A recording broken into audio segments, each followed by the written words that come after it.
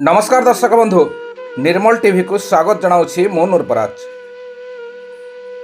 वर्तमान बड़ खबर गुनगुनिया छकरे शव रखी रास्ता अवरोध। एपरी एक घटना देखा मिली कलाहांडी जिला गतकाली अपराह्न जयपाटना मोटर मुख्य रास्तार दुलकीबंध निकट में अजना हायधकारी कलमपुर थाना अंतर्गत भेजिगुड़ा ग्रामर शक्ति माझी एवं विपिन माझी नामक दुई बाइक आरोही घटनास्थल में शोचनीय मृत्यु घटी। वासुदेव माझी नामक अन्य जड़े गुरुतर होते।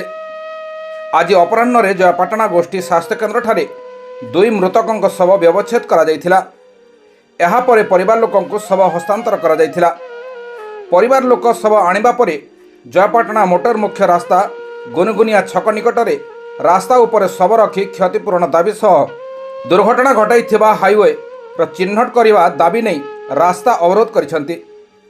दुर्घटना घटबार दीर्घ 24 घंटार अधिक समय बीती जाइथिले सुधा दुर्घटना घटाई हाया को चिन्हट करिबारे पुलिस विफल होइथिबा जहाको नहीं पुलिस कार्य दक्षता नहीं प्रश्नवाची सृष्टि करिछि। घटनास्थल में कलमपुर थाना अधिकारी विश्वंबर कंवर, धर्मगढ़ उपखंड आरक्षी अधिकारी डोलामणि भई, कलमपुर एवं जयपाटना अतिरिक्त तहसीलदार उपस्थित रही आंदोलनकारी सह आलोचना करथिले मध्य कौनसी सुफल मिली नहीं। खबर लेखा हेबा पर्यंत आंदोलन जारी रही। कलाहांडी जिला कलमपुर रवि मिश्र रिपोर्ट निर्मल।